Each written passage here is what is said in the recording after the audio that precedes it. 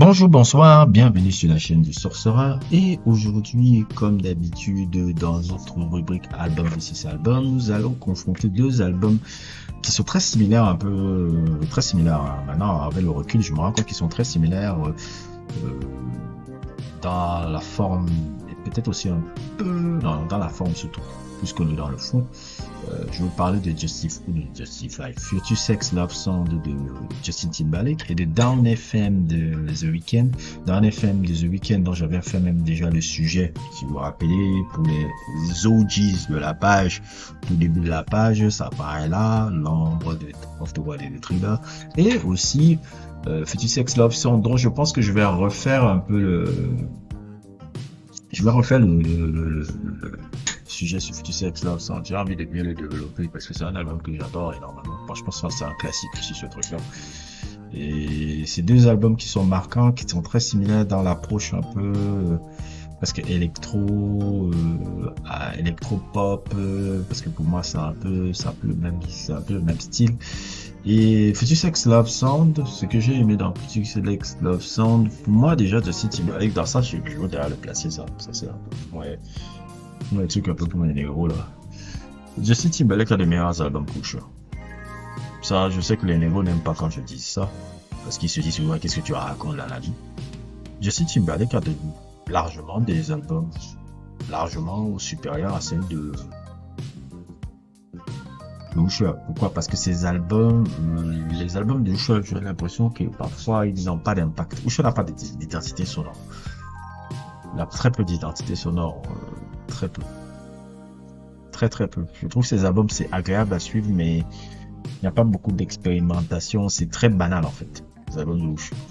C'est chaud de dire ça. Alors que tu parles de quelqu'un qui, quand j'étais petit, si j'ai appris à danser, ça revenait à Usher, mais les albums de Usher, c'est par rapport à la discographie de Justin Timberlake, il n'y a pas photo. La discographie de Justin Timberlake, elle est beaucoup plus ouf, il y a beaucoup plus de prise de risque, surtout pour quelqu'un qui vient du monde de boys band. Ça c'est surprenant. Et en plus, encore, j'ai envie de le dire, je continue un peu la parenthèse. Moi, les cocos un peu de R&B dans les milieux des années la fin des années 2000 et début des années 2010, qui étaient tous en mode de je veux reprendre le son des bacs en les conditions pour les guitares. C'est tout ça, reprendre les conditions des guitares. Tous les négros qui ont fait des guitares. Et le mec, Justin Timberlake, le blanc, vous donne une leçon en faisant 2020 expérience où vous dit ok, moi je vais revenir. Je sais que vous êtes en train de suivre mon son, vous êtes en train de essayer de copier ce que je faisais avec Timbaland et The Giants dans Future Sex Love Song. Moi je reviens à la son de base qui rapporte disco, Donna Summer et comment on appelle encore ça, disco Donna Summer et disco Donna Summer et Michael encore, parce que 21 Motown, je veux dire 21 Experience, c'était ça, un monde moderne en fait, et c'était magnifique. Le blanc là vous a donné la leçon. C'était honteux, j'avais honte. Je dis mais c'est pas possible, si je suis afro-américain j'aurais honte. C'est le blanc là qui vient ajouter avec Romantic encore, qui avait Love After War, Sex Therapy, qui était vraiment dans le truc traditionnel R&B et tout. Je disais mais c'est pas possible. Pendant tout ça, les Usher ils sont là en train de chercher chez Guita un tube et tout.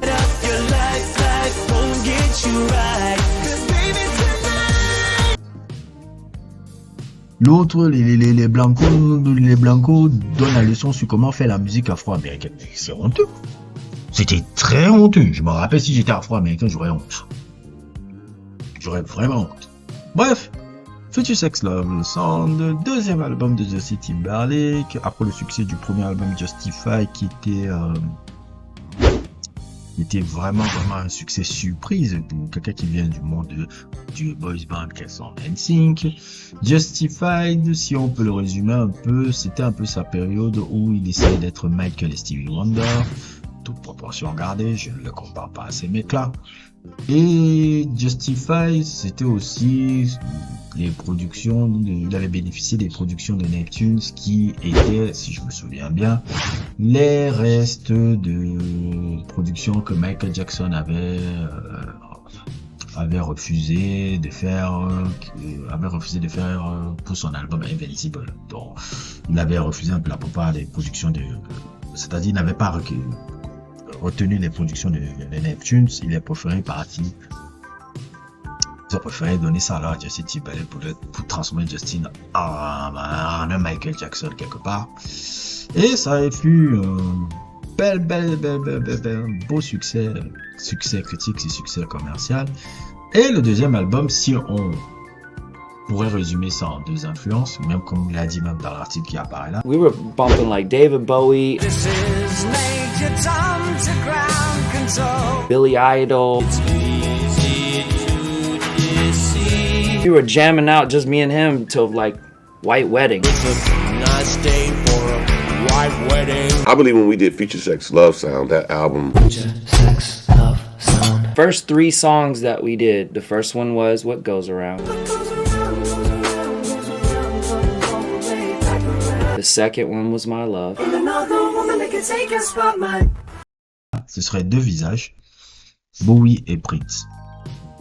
Future Sex et Love Song puisent vraiment son influence chez Bowie, dans tout ce qui est un peu Bowie, je dirais pas trop forcément la trilogie de Berlin, mais Bowie en général, et Prince, parce que quand tu écoutes même Until the End of Time, So rest your weary heart and relax your mind.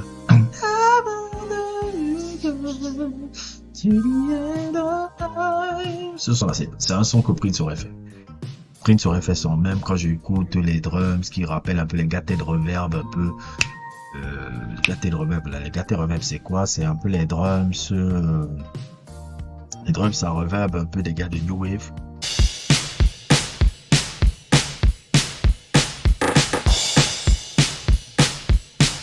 Que Prince reprenait dans sa musique qui est un peu le Minneapolis Sound. Il y avait du genre musical du Minneapolis Sound là-dedans. Quand tu écoutes Until the End of Time, c'est un son qui rappelle le Minneapolis Sound de Prince. Et c'est ça un peu qui a été marquant parce que cet album-là a complètement défini le milieu des années 2000. Tout le monde a voulu imiter ça, pour le meilleur et surtout pour le pire.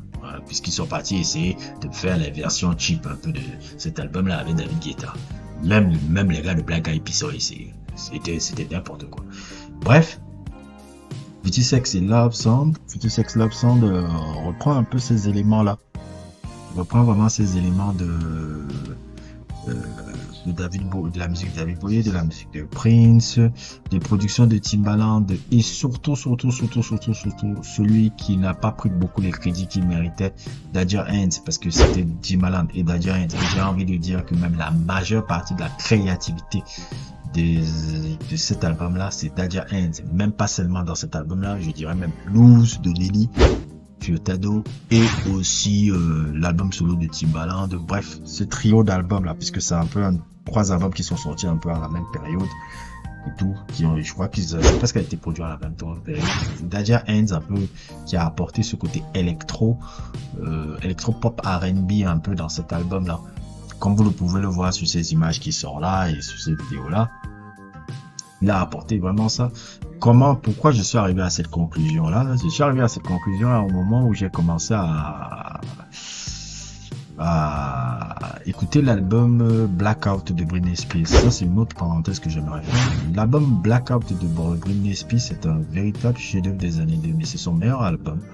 Même si elle n'a pas bénéficié d'une belle promo par rapport à tous les problèmes de santé qu'elle avait, les problèmes mentaux et tout, les polémiques, c'était n'importe quoi. Britney Spears en 2007, elle avait complètement perdu la boule, comme vous pouvez le voir avec les images là.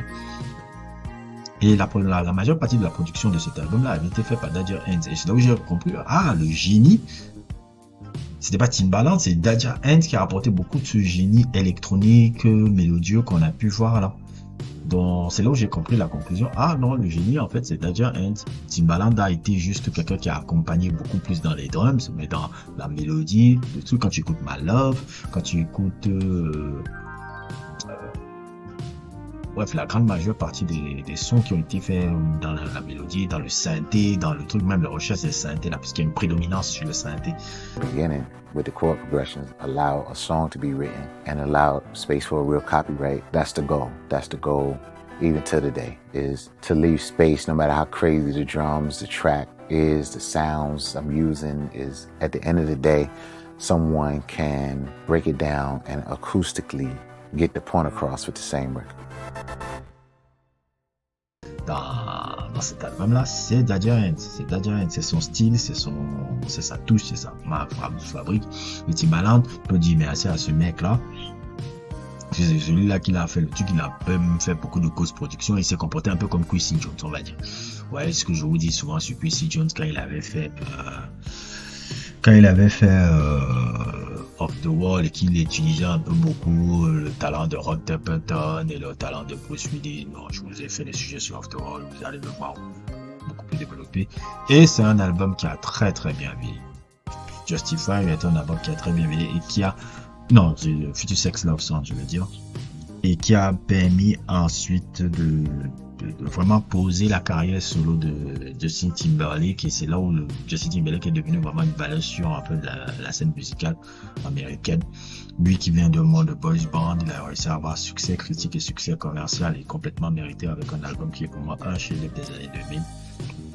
Et dans la même veine, quelque chose aussi qui se rapporte à la même chose, quelque chose qui est intense, électro-pop, new wave, presque dans la même approche sonore. The Weeknd avait Down FM. Down FM, dont j'avais fait un sujet là, qui fait partie sûrement de mes meilleurs sujets. Qui fait partie sûrement de mes meilleurs sujets de la page. Down FM, dans Down FM, Off the Wall, Thriller, quelques travaux avec Oneotrix.never, aussi le travail aussi avec les gars de Swedish House Mafia, Max Martin, etc., etc. Dans cet album-là, il y avait vraiment beaucoup aussi de la city pop aussi. On peut parler aussi des Depeche Mode, du city pop un peu, c'est-à-dire la city pop c'est quoi? La city pop, c'est un peu la musique japonaise, un peu là, c'est-à-dire les japonais dans les années 80, les années 70-80 qui reprend un peu les sons, pas reprendre les sons, mais essayer d'imiter un peu tout ce qui se faisait aux États-Unis, et ça a donné un autre style à part, comme c'était des japonais, ça a donné leur propre style, ce qu'on a appelé la city pop. La city pop. Et surtout, en termes d'influence, Depeche Mode aussi et Duran, Lily Down FM est pour moi ce que si Thriller, si Michael Jackson avait fait un album, ça aurait été Down FM. Down FM est le Thriller des années 2020.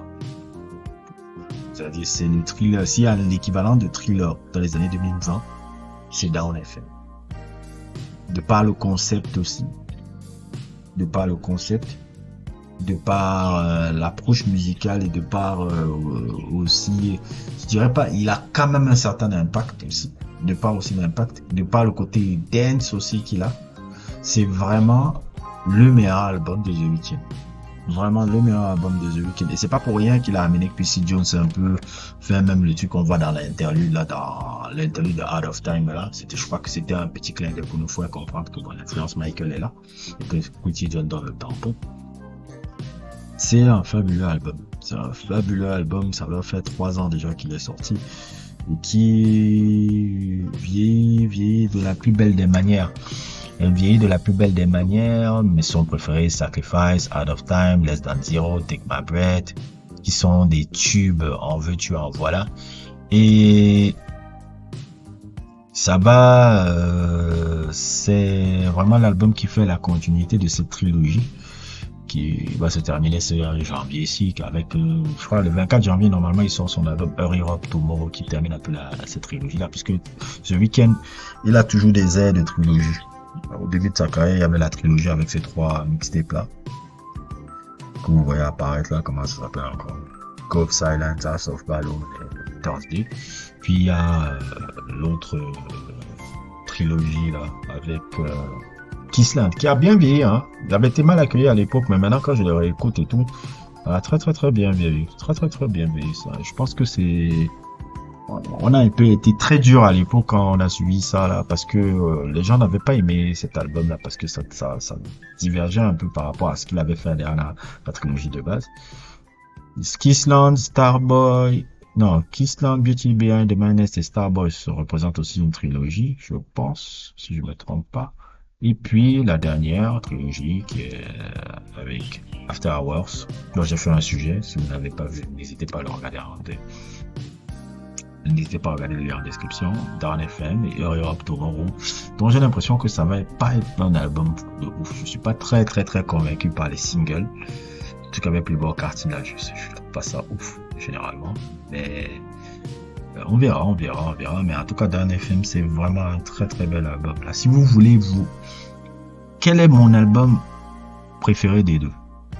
Bah, moi je dirais que Down FM pousse encore le délire plus loin que celui de Future Sex Love Song. Dans le même registre. Puisque j'ai l'impression que c'est le même registre. Et puisque le thème est beaucoup plus développé, parce que le thème est plus fort. Là où c'est un peu le thème purgatoire, un peu par rapport à son personnage qu'il avait créé dans After Hours, là, qui a subi un peu une sorte de purgatoire, et après il revient encore dans c'est très magnifique.